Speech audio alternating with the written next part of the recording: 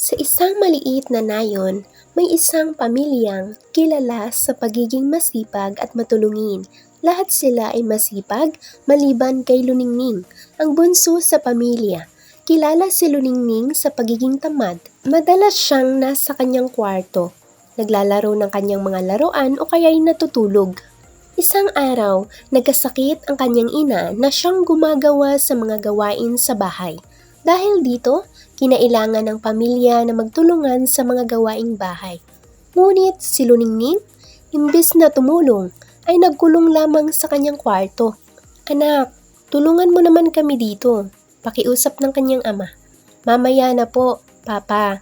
Pagod pa po ako," sagot ni Luningning habang naglalaro sa kanyang kwarto. Habang abala ang kanyang pamilya sa pag-aalaga sa ina at paggawa ng mga gawaing bahay. Si Luningning ay patuloy sa kanyang pagiging tamad. Ngunit isang gabi, narinig ni Luningning ang kanyang mga kapatid na nag-uusap.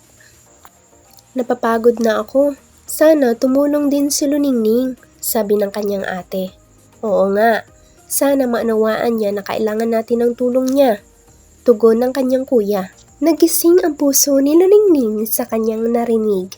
Naisip niya na hindi tama ang kanyang ginagawa. Kaya, kinabukasan, maaga siyang bumangon at sinimulang tulungan ng kanyang pamilya. Nagluto siya ng almusal, naglinis ng bahay, at nag-alaga sa kanyang ina na may sakit.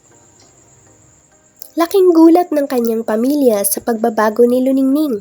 Simula noon, naging masipag na si Luningning at natutunan niyang ang bawat miyembro ng pamilya ay may mahalagang papel na dapat gampanan upang maging mas magaan ang gawain ng bawat isa.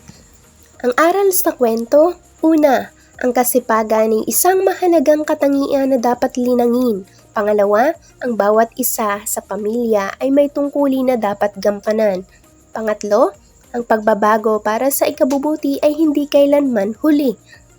Pang-apat, ang pagtutulungan sa pamilya ay nagdudulot ng mas magaan at masayang tahanan. Dito na po nagtatapos ang ating kwento mga kabinibini, si Luningning, ang batang tamad. Sana po may natutunan po kayo sa aral sa kwentong ito. Please like and subscribe. Mag-iingat po kayo.